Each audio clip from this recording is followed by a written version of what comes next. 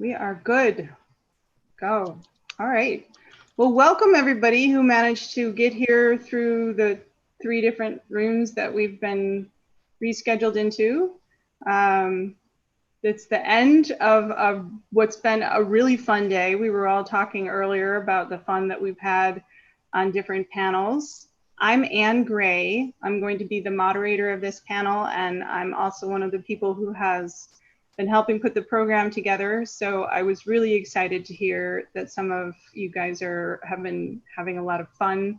That is what we are all about, is having great conversations and enjoying ourselves. And so I wanted to first just remind people what this panel is. This is COVID Affects Horror. So I don't think there's anybody attending who hasn't experienced some sort of effects of the COVID-19 pandemic. And we're going to talk a little bit about how that has affected us, how it has affected the world, how that might affect science fiction going forward, and what we might like to see or be afraid that we're going to see, and stuff like that. So without further ado, I'm going to ask our panelists to introduce themselves, and you can please say your name and your pronouns if you feel like it, and just a little bit about who you are, so we know who you are and your work. And we're going to start with Lee. I'm Lee Harlan. My pronouns are they, them. I live in Seattle. For the most part, I write horror, a bit of speculative fiction that tends to lean a little dark. Most recently, my novella, Queens of Noise, is out now. What was that? My novella, Queens of Noise, is out now. Oh, okay. I'm a little hard of hearing, so if space between the words makes it easier. Okay, and that's exciting. That's exciting. Okay, Premi? Hi, I'm Premi Mohammed. I'm a scientist. My background is in molecular genetics and environmental science. I currently work for the provincial government, the environmental regulator, and with a background also in, I used to work in a virology lab and also doing emergency response at a very, very dangerous heavy industrial site. And so the COVID epidemic is affecting me and setting off all my alarm bells on various axes. Yeah. And I've written, I don't know, 30-something short stories, but maybe a third of which you might class as horror. And my debut novel, Beneath the Rising, came out this March. Super good timing from Rebellion Publishing. Great. Okay, Jordan? I'm Jordan Kurilla, and my pronouns are they, them. I write mostly weird and dark fiction, dark fantasy, dark science fiction, horror. I live in Ohio. I'm disabled. I have a service dog and a cat. Cool. I have a whole bunch of short stories, blah, blah, blah. All right. We were just talking before everybody joined us about how sad that, I assume that's your service dog that's dealing with the new cat? Yeah. Yeah. New energetic cat. Very chill dog. Sounds like a fun combination. All right, Lucy? Hi, everybody. My name is Lucy Snyder, and I write science fiction, fantasy, and horror. I'm mostly known for writing horror. I have over 100 short stories out in various publications at this point, and about 14 books out. My most recent forthcoming book is a collection entitled Halloween Season, and that'll be out in October. After that, sometime next year, my Lovecraftian Southern Gothic YA novel, The Girl with the Star-Stained Soul, should be out from Chaosium. When I'm not writing, I work as a freelance developmental editor, and I'm also a faculty member in the Seton Hill University Master of Fine Arts in Writing Popular Fiction program. And I have a cat, but he's not in here right now. Okay, so as I warned you all, I thought we could open just by telling people a little bit more about our own COVID-19 pandemic experiences. Where were you when quarantine was called, if it was called, and what has been your sort of living situation and the impact that the restrictions and stuff have had on you, maybe both, you know, physically, or if you want to get a little bit into emotionally or something like that. Anybody want to start off? Or shall I call on you? I can start. Okay. So it's been wildly complicated, but not in the usual ways. I'm poly, and we have kind of two households that are a little bit geographically separated, and I live in a pretty big house with several roommates. At the time that the pandemic started, one of my roommates, his mother basically got into a bad situation. Her primary caregiver was her other son, and he died, and then also his fiance died like a week later. It was a really terrible situation, but she's very elderly and was in early dementia. So he was basically like, I haven't got any choice. I've got to move with my mom to Ohio. Mm-hmm. So I was helping him go to New Jersey to, you know, fetch his mother and stuff, and help clear out her house. And this was like right when we were traveling, right when the pandemic was really kicking in, and you know, we were thinking, gosh, are we going to run into like National Guard blockades? You know, what's going to happen? When we were traveling, it was like a complete, like, it was eerily quiet. Like I was in, we were at some road stops that I had traveled through before, and there was nobody there. Like it was completely deserted. It was completely like, you know, a very sort of post-apocalyptic landscape, except for, you know, nobody was like lying around dead or anything like that, but it was really eerie. Yeah, pretty much. And so since then, you know, we've had some household switches, like one roommate moved out in the middle of things and another roommate moved in the middle of things. But aside from that, like we've had fairly good luck in that everybody works from home. And so we've been able to mitigate a lot of risk that I know a lot of other people really haven't been able to manage. But there for a while, like our other household was like, oh crap, we've been exposed, so we're gonna have to quarantine from you guys for 2 weeks. And then so that was really kind of difficult. But I know it's been not more difficult for us than a lot of people, because I know like a lot of people haven't seen really anybody else for months and months and months. So, you know, we've been relatively privileged in that we've got like a closed cluster of friends that, you know, has able to remain closed, and we've mostly been able to see each other. And I know a lot of other folks who like live by themselves and who are immune compromised. Like it's been really terrible. Mm-hmm. Yeah, I have a friend who's immunocompromised and lives by herself in a room with housemates who are like a nurse and an airport stewardess. So she's just basically been in a single room, quarantining herself from her housemates this whole time. Lee, Oh, do you want to? Sure. So I'm pretty privileged that my job translated to working from home pretty easily. I'm a data coordinator for a nonprofit, but that means that most of my coworkers cannot, because they're, you know, working direct client services and things like that. So trying to figure out how to do, you know, get all the pieces to fit together the way that they used to when people are in such disparate locations has been a challenge. And I was also in kind of a weird situation in the beginning, in that I actually had top surgery right when COVID kicked in. Okay. So I was already off work for a couple weeks, and then I just never went. Was that outpatient, or did you have to spend some time in the hospital? It was outpatient. Yeah. Okay. Yeah. So that was, and then trying to do follow-up care once things really started to get bad was hard. Sorry. Imagine, I'm sure. Yeah. Yeah.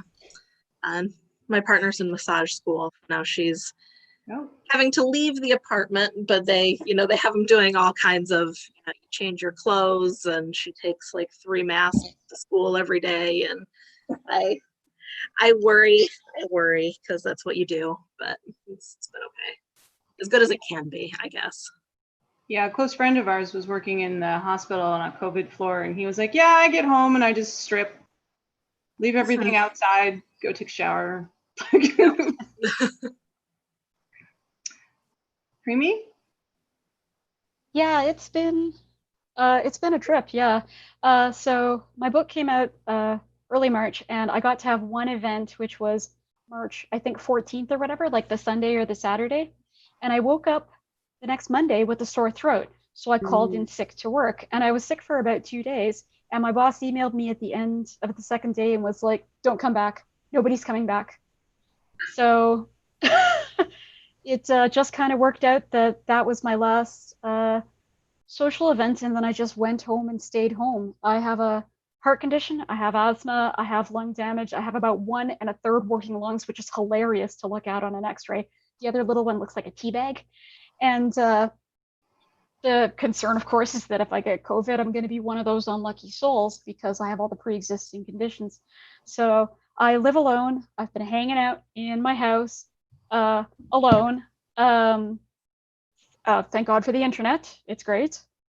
And the thing I think that really irritates me is that my social life is so much better now because all my good friends had moved away or were super busy, and now nobody's busy and everybody can hang out on Zoom with you like a couple times a week. So honestly, I hate to say it, but the plague year has been almost good for me, except again being trapped in a condo and not having a yard and not having a car and just really, really feeling, stuck in place.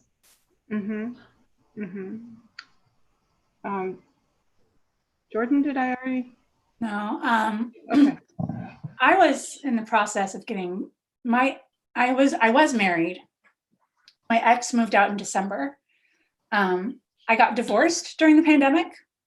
Like, did all the paperwork. I'm so glad that I actually am older and have a printer. Like, I had to scan everything and send it back, so I didn't have to like go out because I don't have a car. I can't drive, so I couldn't go. There's no way I could. I have a whole bunch of strikes against my respiratory system, so I can't see. I saw 7 human beings this week. That's 7 more human beings than I've seen since January in a week. Yeah. I've seen a human being once every 3 weeks since January. And I live in a house that I refinanced during the pandemic. So like I've gotten divorced during the pandemic, refinanced a house during the pandemic. And I have seen a human being once every 3 weeks, maybe this entire time. And then this week I saw 7 human beings. I'm just like, I don't know what to do. Like my brain's just, it was great. I loved it. But also like, I'm like, I had so much social time, and like, I'm also slightly freaking out too, because I saw 7 human beings. It was great to see you, Lucy. I would not take it back. But like, but like, I'm also like, yeah, so, but but I have a house and a garden that I can take care of. So, but I have an online gaming habit that I've had for 20 years. Mm-hmm. So that I think has saved my life because I have online gaming friends that I've had for 15, 16, 13, 12, 11 years that I get online and I play games with them on Discord or whatever. And we play. Yeah. So you mentioned gardening. I know one of the trends during the pandemic has been that people who didn't garden before have started gardening. Do you garden? Do you grow food, or have you found yourself? No, we live near a river, so there's like a bunch of raccoons and possums and rabbits and everything. And everybody who tries to grow vegetables finds they have 0 vegetables within. But they have fed the wildlife. They have, however, the raccoons are enormous, and the rabbits. I mean, my dog loves to watch the rabbits. They're adorable, and they just go through everybody's spinach and tomatoes. And so I have just flowers and everything and grasses. And I've been a reluctant gardener for about 6 years. So, but this year I'm actually like not reluctant about it. Now I'm like, time to water, time to weed. We have a groundhog now. I don't know exactly when he moved in, but he's huge as well. And Brian, my husband, was like, we should relocate him. And then I talked to some experts, and they're like, well, if you move a groundhog out, usually another groundhog just moves in because, empty home. And he's single and has no, babies and just eats the grass mostly. So I was like, he's not hurting anything. And if we get into a real disaster, dinner. So I think that's one of the things, like, people have been so stressed by this situation. But as a historian, and I do have a history degree, and I've also studied this particular area, you come across things from the era of the Depression where a groundhog, like, it wasn't a joke. It was good eating. Like, people would go and hunt groundhogs to put food on the table. And we haven't hit that, but to listen to people talk, you would think that we had. Mm-hmm. Do you think that that's one of the things, as far as like horror, that is how the narrative has perhaps been fictionalized in terms of our levels of stress, and how that might play into fictional representations of this sort of thing, like how bad this is, and then, people don't have their usual access to food, but are people really starving? This isn't the potato famine, right? So what are your thoughts on that? I feel like it's early yet, but hopefully we don't get there. But yeah, we definitely, we've been experiencing really high grocery prices, and certain things have been astronomically high. I know people personally who've been using, farm share CSAs more if they have access to those. Like, I know that we've been availing ourselves more of local food because it tends to be more affordable. But we haven't been like growing a garden, partly because, we already were kind of at our capacity for doing stuff. Like, our lives didn't really materially change. We had already been working from home. We weren't like casting about for something to do. Our jobs, what we were doing was already what we were doing. So we didn't have more time suddenly manifesting itself. And we also live in an area with a lot of bunnies and stuff. But yeah, I mean, definitely it could be a lot worse if people were, authentically starving like they were in the Great Depression, and people who never hunted before decided to go hunting. I mean, that's potentially a nightmare right there. I mean, a bunch of, untrained folk with guns shooting for the local deer. What can go wrong? Yeah. Or setting bear traps in urban situations. Yeah. Because people do eat groundhog and squirrel and raccoon and everything. They just do. There are people out there that do, and it's a totally fine thing to do. It's a normal thing. Oh, sure. Yeah. But to think that, right, exactly, totally untrained hunters would go out and do it, that creates an entirely different problem. I think also we're at a population level in the States where everybody can't successfully go out and do that. I mean, we just have too many people for that to work for very long. So, hopefully we don't get to a point where like our food supply lines have been really extremely disrupted. So, yeah.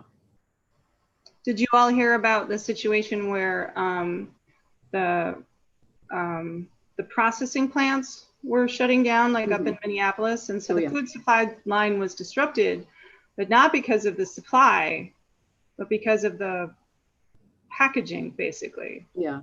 Whether or not and then I've never seen anybody anticipate this. Like, the problem was that the pigs were growing too big. So the pig farmers were like, well, I can't sell this pig to be processed in that processing plant because it's too big for the machines. So I'll just kill it and, compost it or something. And I was like, seriously? Like, there are people in other places that would eat it. There are hunters who know how to butcher a pig. There are butchers who know how to butcher a pig, but instead of sending herds of pigs somewhere or something like that, they were like, well, we can't use this one supply line that we're used to. So, oh geez, it was, has anybody seen that in fiction? Like, you see this stuff about the big farms. I've never seen something like that. No, what that makes me think of was when we started to see, at least up here, those images of farmers just pouring milk down the drains.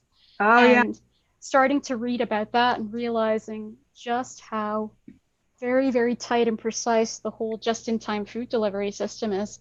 And what that actually reminded me of was the whole, the globalization of the food supply, the assumption that if you can't get something, it's coming from somewhere. So at the place that I used to work, my last job was a nickel and cobalt refinery, and we got our ore from Cuba. And what that meant was that we couldn't do business directly with the States.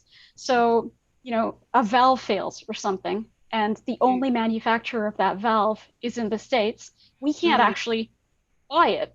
We have to go through a third party buyer and have them buy the stupid valve and then send it to us at a markup. And when all this started happening, that was the first thing I thought of was things are going to break and they're not going to be able to be replaced. And I think that is a basis for a horror novel because that leads towards a society in which things fall apart, can't be fixed, and then you don't get them back. And that's like, did you guys read Waubgeshig Rice's book Moon of the Crusted Snow? It's I have not, no. it's really good, and it's billed as a dystopian novel. I'll put the details in the chat or Discord. I really liked it. It's billed as a dystopian novel. It actually is not. It's just there's a northern community and power goes out and the roads are cut off, and that's it. It's not the end of the world. But the way that it starts to go downhill when people can't get the things they need and can't therefore live the lives that they had been living previously, that seems like the apocalypse. And when you look at apocalypse books, sometimes you're like, it's just one little thing because of all these just-in-time supply systems. Yeah. Lee, did you have thoughts on that, or?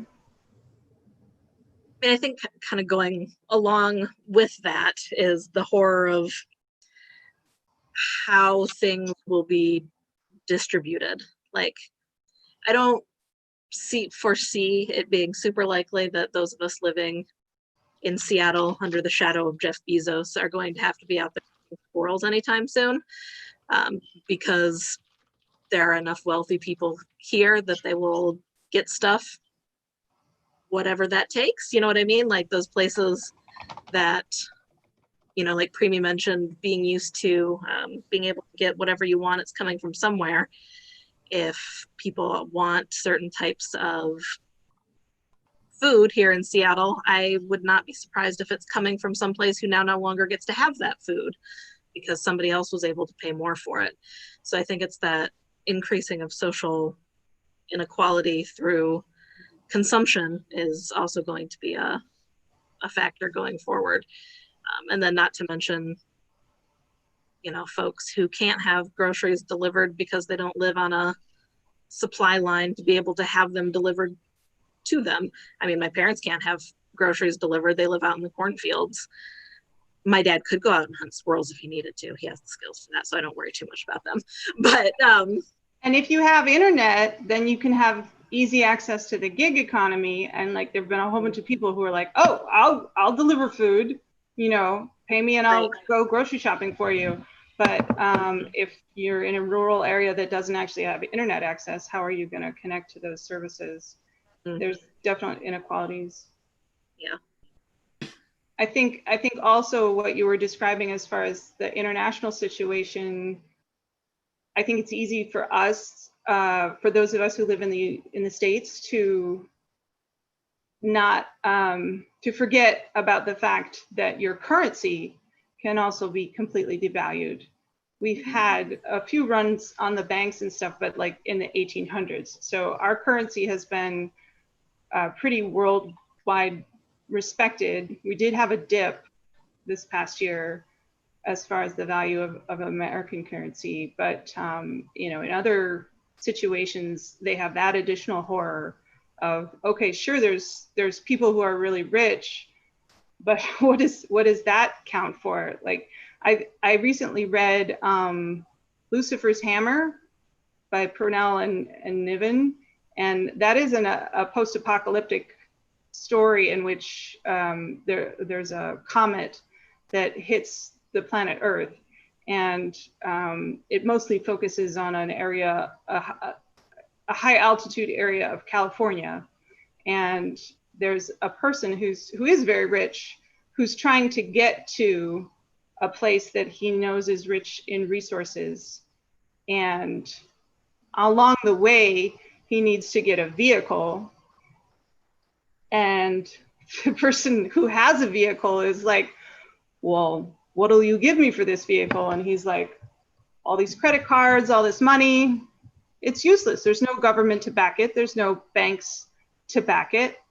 And so he has to come up with something that he can promise, or something, some sort of a thing that is actually of value in the new situation. And I think that's a really interesting question. So we do have a question that I just want to throw out, because I think it's fun to take questions as we go. How would physical distancing and small social circles affect the lives of vampires? I love this question. Okay. You want to start us off, or? Sure. Okay, so if you're a vampire and you need to, I'm assuming that we're going with vampires who have to eat humans, not, you know, we're not going with we can eat rats, Interview with a Vampire style. Unless you have willing humans, which I don't know, maybe that's going to be the new part of the gig economy, is who can deliver a person to my front door so I can get something to eat. Otherwise, you're going to have to try to get close to people. And I don't know about y'all, but when people try to get within 6 feet of me when I'm outside, it's back away. So should all the vampires move to the red states where people are not so much like that? Maybe. Vampires would be fine. I mean, if you have the really old school, can turn into a mist kind of vampire, can hypnotize somebody type vampire, they'll just like turn into mist, go under somebody's door, and the person will wake up the next morning going, gosh, I wonder why I feel lightheaded, and where did these wounds on my neck come from? What happened last night? So I feel like the really old school vampires would do pretty well. I guess that depends if you're still using the whole can't enter your home without an invitation rule or something.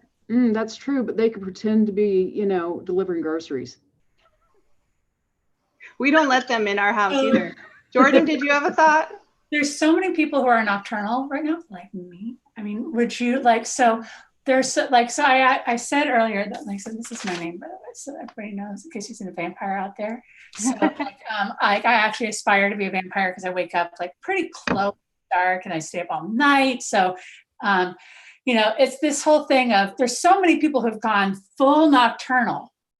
So somebody came to the door and said, hello, I'm a vampire. And you were kind of creepy kid like me. You'd be like, oh, hello. Well, why don't you come in? This would be a benefit because you catch the virus then, right? I mean, yeah. So I don't know, kind of works for idiots like me. Why don't you Yep. I don't know. My thought is that, so the question is about physical distancing and small social circles. My thought actually is that I think the vampires will be fine because for the entirety of the stupid plague, there have been huge groups of people who can't stay in a house or who are out and about, like grocery workers or transit workers or, people on the rail lines and stuff, truck drivers.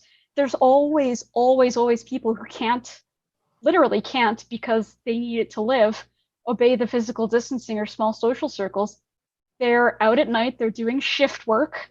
They can't do their jobs from home. That's something that most of us are lucky to do, but a humongous amount of people are not. And again, that's why it's a pandemic, is because people can't distance themselves, because people can't shelter in place or quarantine. And the vampires could just wait until the grocery store closed and then bite somebody in the parking lot.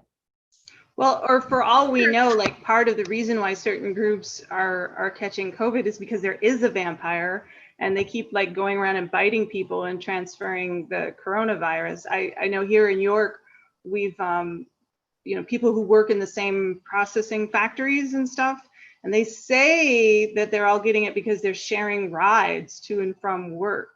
So sure, maybe the driver is secretly a vampire. Dun, dun, dun. Dun, dun, dun. Okay, so if you were going to write a horror story, like right now, that was inspired by this year, if you were like, okay, 2020, I'm going to capture you and put you on paper, what do you think you would write about? Can I complain a little bit that this pandemic is the most unplot-worthy pandemic? Because really, if you're being heroic, you're staying home and you're doing nothing. You know, unless you're a first responder, unless you're, you know, medical personnel, if you want to be a hero, you stay home and you do nothing. This is a little hard to work with. But if I were writing about the year, you know, I know what the cover of the book would look like. It would just be that dumpster that's on fire floating down the river. That would be the cover art for 2020. Yeah. So what if you had a guy who was delivering groceries, or a woman or a non-binary person or a genderqueer person or a gender fluid person who's delivering groceries, and they keep on delivering to this house, but one house just keeps on getting the same 2 cans of food every other day. So the person decides to investigate it, and then horror ensues, right? So like something strange happens because the Instacart guy or the Whole Foods person who makes like no tip, or like $7 a tip, or like $2 or nothing, or is working for Amazon, who is totally under labor violations, you know, ends up being like, this is not worth my time. I'm going to become a part-time unpaid investigator since I'm basically not being paid anyway. So I'm going to investigate what these 2 cans of food are about. And then that's where the story starts. Still agrees. I will say, like, now I'm a nonprofit organizer and volunteer, especially in the city here. So York is, our families are like 70% of them are below the poverty line. So none of them are ordering groceries delivered. We have, it's settled down now, but during the peak, our food bank stopped letting people walk up to its downtown area unless they were seniors. And in the suburban area, they basically took over a former Kroger, and it became this huge warehouse where people could come and get in line in their cars and pick up a box of food, a box of groceries that was good for a week. So once a week, every Tuesday, traffic on the road out front shut down basically for 3 hours as 3,000 families came and got a box of food. So, you know, I have to argue a little bit with your comment, Lucy. Like, a lot of us who had at least some ability to step outside the house, I went. A lot of people I know went. Like, you'd go for a shift and then wait 2 weeks and then maybe go for another shift. We'd just go to create boxes, to label cans of food that hadn't finished getting labeled in the plant, to you know, to sort food into boxes and then to give food to people. And then we also had organizations like CASA here in town, supports the Spanish-speaking population, and the food bank started giving boxes to CASA, and then they also got fresh vegetables from one of our urban farms, and a bunch of us would do no contact delivery. So we just would go and get a delivery list and deliver boxes of food. So there's been a bunch of sort of roles that I think are kind of heroic. We also, you know, just people volunteering. We had a sort of a spontaneous task force that opened up doing things like contacting hotels that had toilet paper or that had food in their fridges that wouldn't last because nobody was going to hotels, and then transferring that food to somebody who could actually consume it before it went bad. And, you know, there's just been a whole bunch of different roles. I guess, Premi, you've had some experience in disaster preparation, right? So did this sort of thing go according to predicted paths or operational practices? It's definitely going in the way that things are expected to go when no one listens to the experts yet. So when you assume that that's the case, this is precisely par for the course. In fact, in many areas, we're not even at the kind of pre-disaster point yet, you know, where we've got the tornado warning or whatever, and we're battening down the hatches. There are places opening back up, and they're having thousands and thousands and thousands and thousands of cases a week. And I guess that's the thing about exponential spread, which made me think, and again, this has come up on previous panels, I would rather be waterboarded by a bathtub full of murder hornets than write a horror novel about this particular stupid pandemic.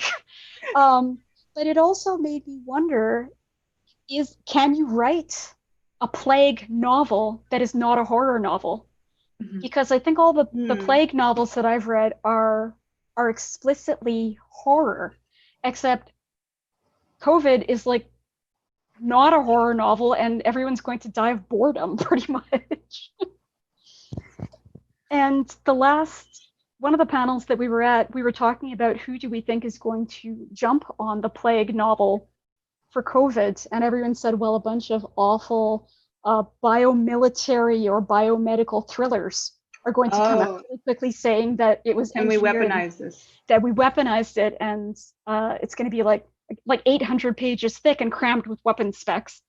And the other thing probably is that LitFic is going to jump on this before genre fiction. And LitFic is going to be about sad, attractive young people quarantining in their houses and possibly falling in love virtually. But genre fic is going to stall out because it's going to be deciding whether it wants to write a sci-fi or a horror, and it's going to be doing all the research. So that was a really interesting panel anyways, but yeah, people kept naming all these plague novels like Zone 1 by Colson Whitehead, which I love, and of course The Stand by Stephen King, and Grasshopper Jungle by whatever that guy was, you know, that's a plague novel. And I'm like, these are all clearly horror. But COVID is just moving so slowly, it's not literary enough. How many of you know someone personally who has died of the pandemic? Kind of. I know several people who got sick, and I know of people who have lost people, like they've lost, an uncle or a grandparent. As far as I know, nobody I know personally has died, but a couple of people have gotten really very, very ill from it. So, yeah. Lee, do you know anyone? I mean, I've had family members of friends, but nobody that I knew personally who has died. Gotten sick, yes, but not who has died. Jordan? I've had several family members and family friends die, but not of the virus. Do you relate to how upset people have gotten at the inability to gather we just had a virtual memorial, and I think it went pretty well from what people say. I wasn't able to attend it, but I'll watch it later. But people have been really upset by not being able to be present when loved ones are really ill and pass, and then not being able to get together. It's always been difficult for me because I live very far away from family. So it's always been hard for me to get to a funeral or something because it's always very fast, and then I can't get there in time. So for me, it's almost no different. The thing is, when I had a very close friend die locally, I couldn't get there, and that was very hard.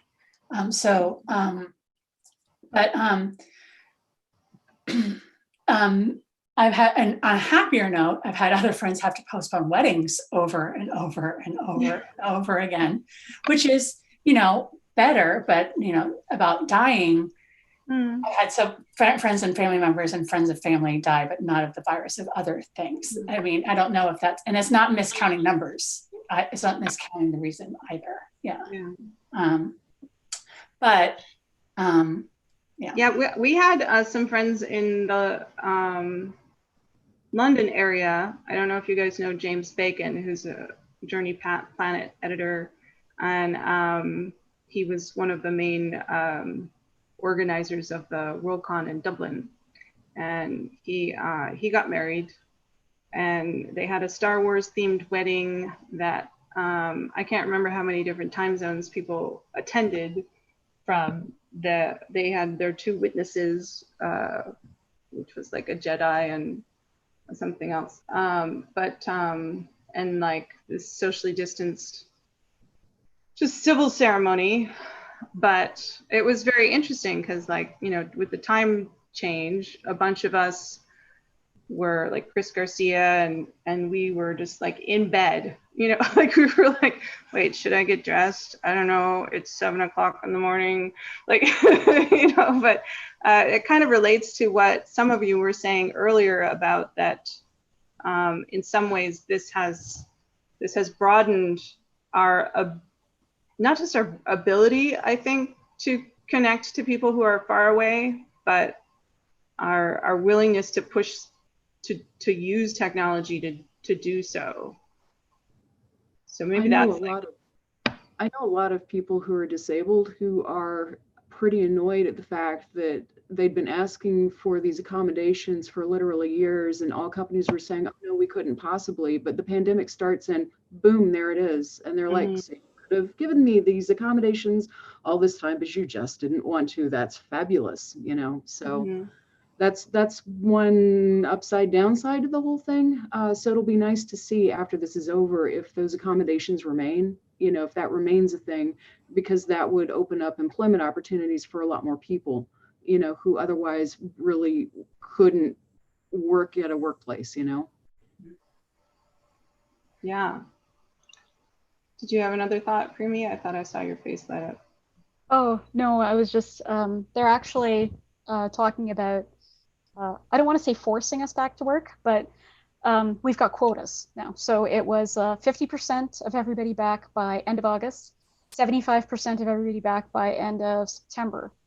And these numbers aren't based on anything, not transmission rates, not case rates, not the increase, which in my particular area, the whole city is under a COVID watch because our rates are going up so fast. But I work for the government. They're like, their rationale when we asked was, we want to set a good example for people going back and participating in the economy. And I thought, oh, okay, so this is the lesson that we're supposed to take from literally so many books and movies. People are the real enemy. Yeah. It's not the giant alligator or like the alien or whatever, and it's not the virus. It's the spin. People. It's always people. It's always people. We have to focus on the positive. Our numbers look good. We're the best in the world at, you know. I think that's how they're spinning it. Yeah. Yeah. Did you guys see that interview where it was clear that the president was being handed a chart that omitted other countries that were doing better than us? And every meme made after it. Yeah. What? All the memes that came after. Yeah. Yeah. That's scary. I wanted to ask, like, I can't remember seeing something, but to me, one of the things that's happened, especially in the United States, especially because we have the liar in chief in the president's seat, but also just because of the degradation of the media and the people's trust in the media, it feels like, kind of like what Primi was saying, we've lost the information war. I saw a piece the other day by someone who wrote a book about the tremendous risks of the next pandemic, but maybe she wrote it a little bit too early, or maybe she didn't write the book as well as she should have. Like, she was beating herself up because nobody was listening to stuff that, like, she wrote and other colleagues wrote 10 and 20 years ago about how this could potentially play out and how horrible it would be and how easily it would get out of control. And so that's definitely been part of the horror, but also just, I have to say, as a scientist, like, watching people, even my sister was like, well, you know, you can't know, because I was telling her something about the research. She was really worried about me because of, I was telling you guys, I helped out with a petting zoo, and she was so worried. And I was like, well, the research shows, we were outside, so that's really helpful. And the only kids coming up to me were little kids, and they can get it, but they're 70% less likely to spread it. And she was like, oh, well, research, all the research showed something different early on, and now it's changed. And I was like, well, no, early on, we didn't have the research yet. So they said all kinds of things based on things that they hoped would help, right? And then they were like, oh, well, now that we know it a little bit better, those things are maybe not the best thing to focus on. Let's focus on other things that we now understand will help for sure. But then now the trust is gone. So, and then there's the question, of course, of are there evil agents making that worse? Does anybody is that a good horror story? I mean, where would you go with that? I think Primi covered it earlier with the whole not listening to experts thing when she brought it up. Mm-hmm. The whole yeah, I mean, if you're not listening to experts, if you're not looking at the research, if you're not following the actual experts who know what they're talking about, then I mean, I don't know. Yeah. I think what keeps striking me as a scientist again, and as a former virologist and someone who worked in a virology lab level 4 because we were working with hepatitis, is the way the public understands science to work, which I think is kind of the way that their brains settled on it in grade 3. They're like, okay, here's a fact. Science has told us there's a fact. But of course, the research that's being done on COVID, which by the way is absolutely phenomenal, and I'm reading 3 or 4 papers a day about it and preprints and everything, is the more you learn, the quicker science pivots. It's like watching somebody, do a cross step on the basketball court really, really quick and, start dribbling down the other direction. And what the public sees is, oh, those scientists changed their minds again. Mm-hmm. It can't be because they did an experiment that got a result that showed something different. It can't be because they have stats that fit the epidemiological model better. It can't be because blah, blah, blah. It's probably because they're evil or incompetent or stupid or being paid off. So we can't trust them. And when you look at things like, actually Nature magazine did an interesting survey about it last year. I don't know if you guys read it, but they started surveying people about their trust in scientists. And over the last 50 years or so, the trust in scientists and scientific experts has gone down in a very, very, very depressing way. It's actually gone up in ethnic minorities and down with white people. And I think when I read that, I went to bed and just pulled the blankets over my head. This is how science works. You find things out. And the science education in this country is so poor now, and so few people understand how the process works, and it's the process that matters. And of course, people simultaneously expect scientists to automatically have all the answers on the one hand, but then they refuse to believe them on the other. So, it's kind of a no-win situation. And there's a real level of horror there that people are so subject to conspiracy theories and misinformation and all this other stuff that, trying to get accurate information out there seems so much more challenging than it should be. Yeah. Well, and the other thing too, and you're exactly right about the sort of conspiracy stuff, fake stuff. What we kind of found out over the years is people will absolutely go with what their intuition is telling them far more than what the data is telling them, especially if the data is not being communicated very clearly. And all through history, you can see so many examples, not just in plague years and stuff like that, but of people going with what feels like it might be more accurate than what they're being told. You think of the Justinian plague or whatever, where they knew for sure, absolutely, that the plague had happened because the temples had been desecrated. What could be any other cause, right? So you have people that are being run on their intuition rather than on information because the information is coming from people they don't like. And that is a horror novel. Yeah. Lee, did you have any thoughts on that? I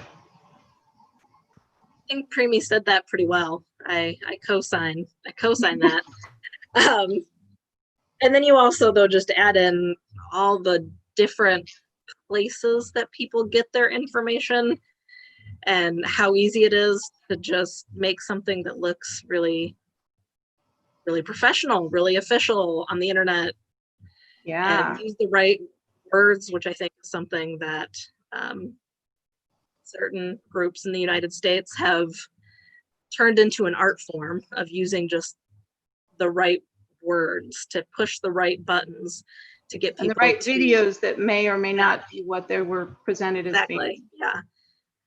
And it appeals to emotions, it appeals to bigotry, it appeals to all these different things that people respond to. And then that kind of not only makes that misinformation spread, but it makes it part of people's sense of self. Is, I believe, like anti-vaxxers, I believe so strongly in this thing. And when you try to point out what the science is, it's no, I read this someplace, this person said this, and the way they said it, it is part of my politics, it is part of my identity. You're not gonna, can't change my mind. Yeah. There's the confirmation bias, right? Like, Yeah. the people who will ignore or find some way to discredit something that doesn't agree with what they already believed, especially if they've already publicly said that they believed it, because then, they don't want to admit to having been wrong. So they'll be like, oh, well, that doesn't actually contradict me, or, whatever. Mm-hmm. It's not my side that's propaganda, it's your side. Do you think some of it is really blame, not just blame avoidance, but it seems to me like a lot of our stories, the protagonist is somebody who really takes control somehow of their life and of whether or not they're going to survive the circumstances that we throw them into.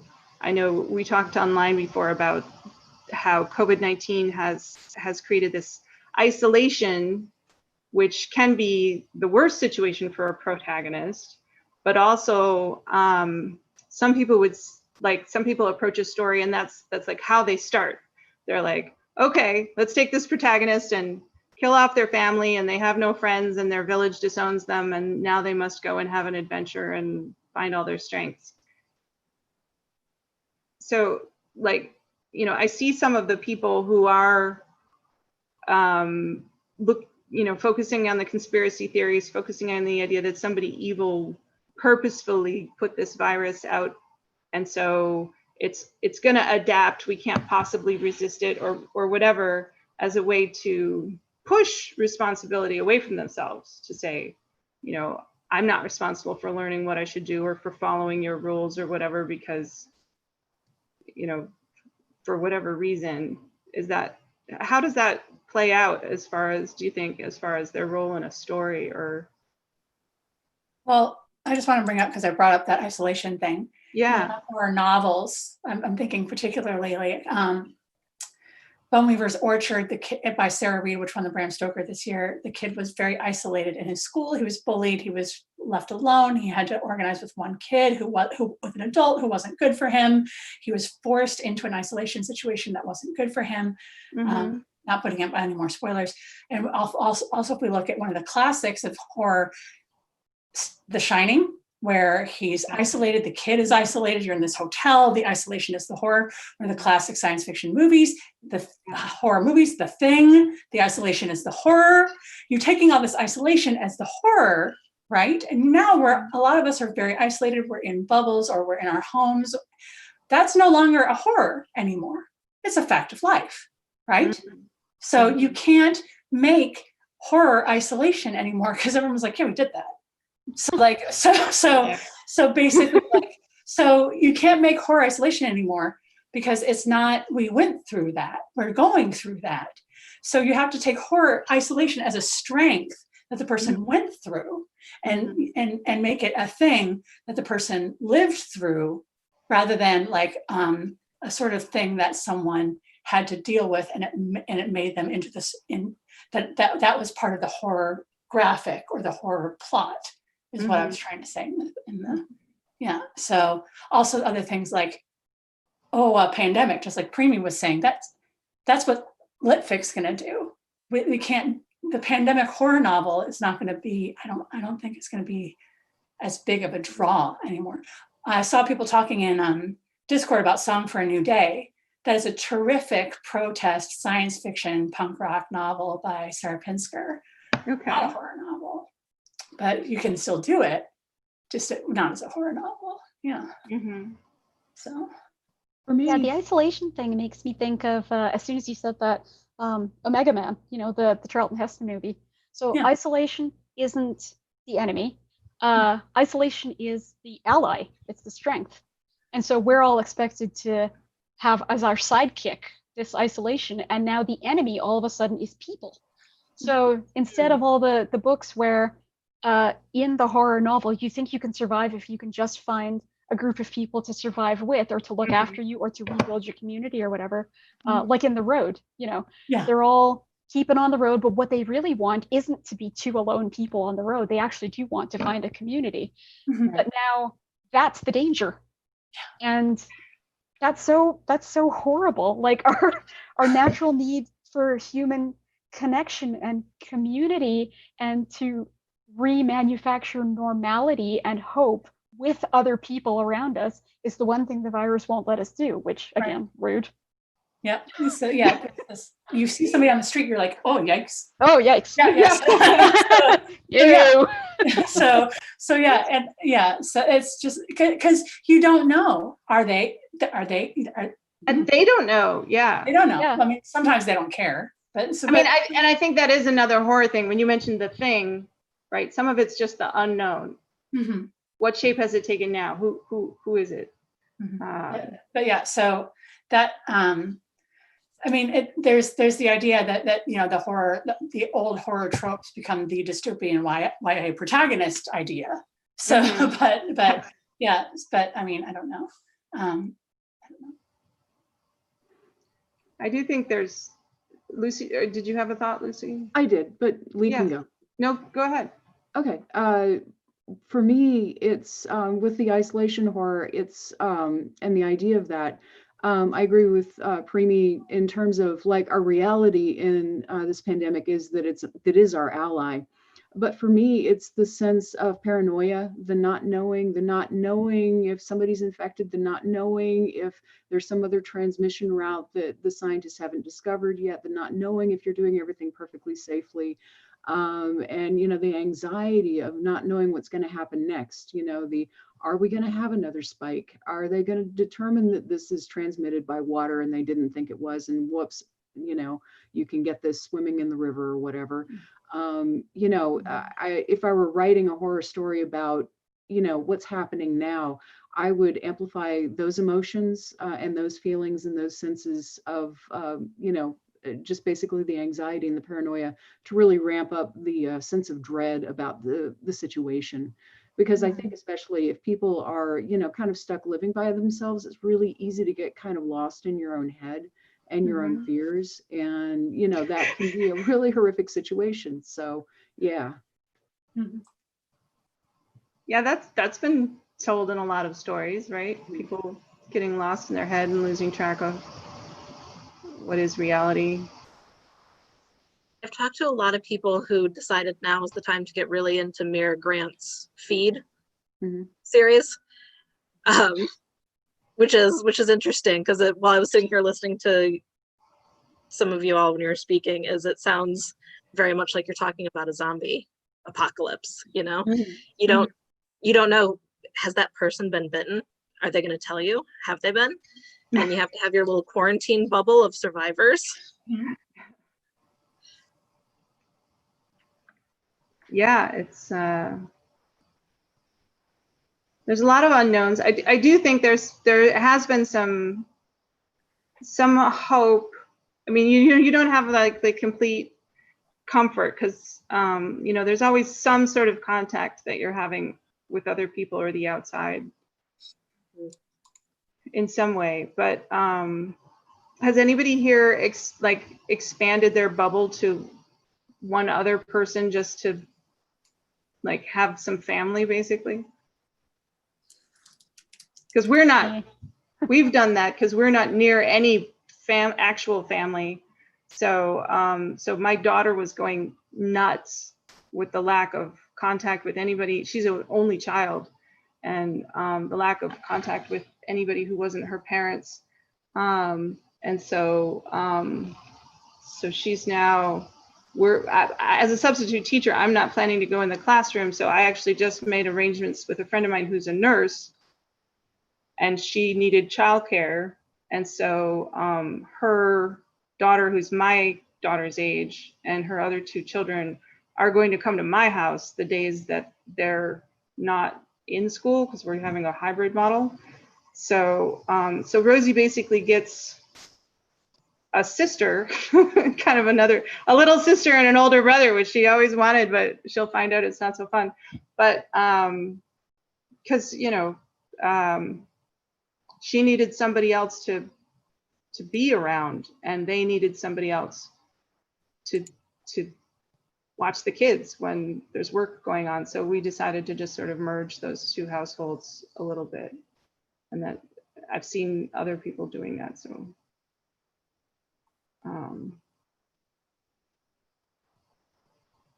to try to be like, it's not all horror, right? What I keep thinking too is, if we knew that this was never going to go away, if we never got, say, a vaccine that worked or a cure that worked, if we knew we were always going to have to live like that, is that a horror novel, or does it stop being a horror novel? I think about that. Well, and we hope that other trends don't keep accelerating, right? Because there's, God, let's hope so. Yeah, because 2020 isn't just bad because of the virus. yeah. 2020 has other issues. Yeah, 2020 has definite other issues. And a lot of people are like, this has echoes of other situations. And okay, that wasn't just an echo. And yeah, it's been scary for those reasons too. Definitely. And then also, again, who believes that reality? Who believes which version of that reality? Who's not being affected by that reality? If we One can't of the other panels that I did earlier in the year was saying something very much along the lines of, it's an apocalypse when everyone in the world of every class and every income lives the way the people in the worst states live now. So the people who have the lowest quality of life right now, if it flattens out entirely, then that's an apocalypse. But if there's still pockets of rich people with resources and generators and stuff like that, then it's not technically an apocalypse because it doesn't affect everybody equally. And I wonder if that's what's happening here, if the virus is kind of flattening things out, because you can be super rich and still get it. You can. Edgar Allan's Poe, Mask of the Red Death. Ah, thank you. Yeah. Sure. I feel like some people haven't been taking it seriously because, you know, the movie representations of what, you know, a viral pandemic has trained them to think, well, I don't see people like dying in the streets, so obviously, you know, it can't be that bad. You know, they have it in their heads that they would see a lot more people dying, that they would know somebody who's dying. And even, you know, otherwise good news outlets, you know, they've been focusing on the deaths. And I'm personally much more interested in the people who are screwed up by this for months and months and months and maybe forever. And to me, that's really horrific. Is like, if you get this and then your heart is damaged, and then what? You know, how is that going to affect the rest of your life? If you get this and your brain is damaged, then what? How is that going to affect the course of your life and things like that? And I feel like we're not hearing enough about that, you know, it's still a focus on, if you didn't die, then things are fine. And, you know, the research again is showing that that's pretty far from the case. But again, you have a lot of people who are just like, well, I don't know anybody who died from this, so it must be a hoax. And, you know, you don't know at what point they're going to, you know, kind of see the light on that. Well, and that's mostly, like somebody mentioned, the whole class thing, or I guess Primi, you were talking about that. It's not an apocalypse if it doesn't affect the rich white people, and this can, but those are the people who can just stay in their houses, right? So the minorities are more likely to be in the lower classes, the working classes, and they're burying their families. They're seeing the deaths. but the suburban white people, it's not visible. And so that's that sense of being invisible to people who are right around you could also be a horror theme, I think. Well, I have really enjoyed this. Does anybody have any last comments that you wanted to make? Books that you wanted to recommend, or plans to go to sleep right away? I actually just wanted to riff on one last thing that Lucy just said, which was what are going to be long-term effects of, say, heart damage, brain damage, blood vessel damage, lung damage from this? It's possible that the real horror won't be for 10 or 20 years. Maybe what we're in right now is actually some kind of honeymoon phase, where later on in 15 years or 20 years or 25 years, when we haven't gotten rid of this and it's ripped through the population, and everybody, or like, say, a quarter of people, a third of people, a half of people are just in really, really rough shape and can't get better. What kind of world does that look like?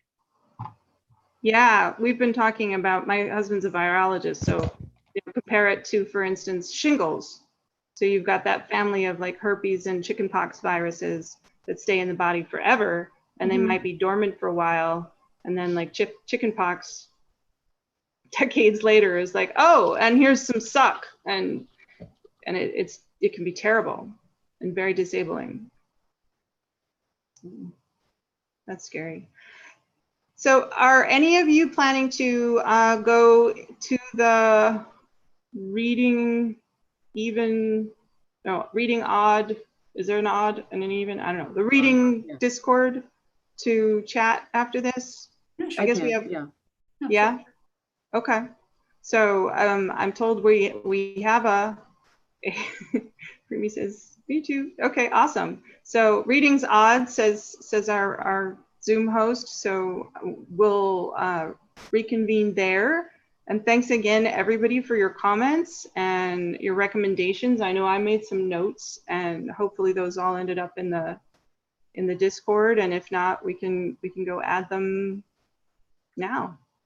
So, thank you. I'm like looking at you, but I know that you can't tell. So. Thanks.